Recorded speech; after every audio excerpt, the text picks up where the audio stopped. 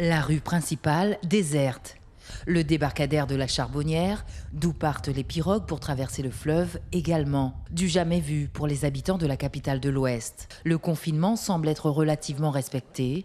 Depuis ce matin, des patrouilles de gendarmes aidées d'agents de la Croix-Blanche sillonnent les grandes artères de la ville pour informer ceux qui n'auraient pas encore bien compris les consignes.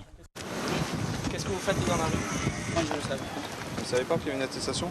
Donc là, aujourd'hui, on prévient les gens. D'accord. Il faut avoir une attestation pour justifier les déplacements. Et c'est que les déplacements nécessaires. Les échanges restent relativement cordiaux. Il faut dire que pour l'instant, il n'y a aucune sanction aux contrevenants. Comme on a pu le constater, tout se passe relativement bien, les gens sont respectueux. Donc nous sommes là dans un premier temps dans une phase de prévention. Donc nous expliquons les démarches, les attestations notamment dérogatoires à remplir pour pouvoir circuler librement dans des cas bien précis. Et donc cette première phase sera suivie d'une deuxième phase si malheureusement les gens récalcitrants ne comprennent pas ou ne respectent pas ce décret, où nous serons donc là pour appliquer le côté répressif, quoi. À leur côté, 2 bénévoles de la Croix-Blanche pour les aider dans la prise de contact ou les traductions. Je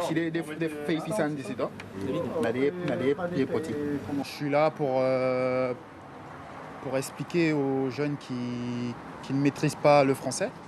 Donc je suis là pour les expliquer en langue locale. C'est quelque chose que j'avais déjà l'habitude de faire. Je travaillais dans une association qui s'appelle Carreau d'Impact. Je travaille en tant qu'agent de prévention et de médiation.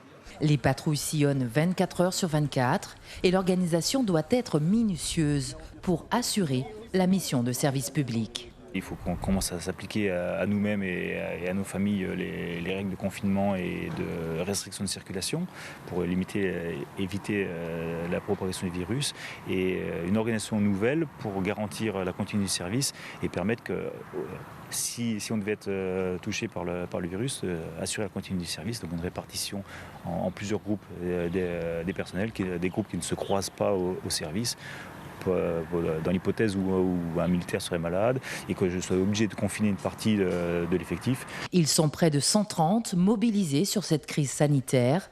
Plusieurs équipes se relayent de jour comme de nuit. Suivez l'info sur Guyana Première, télé, radio et internet.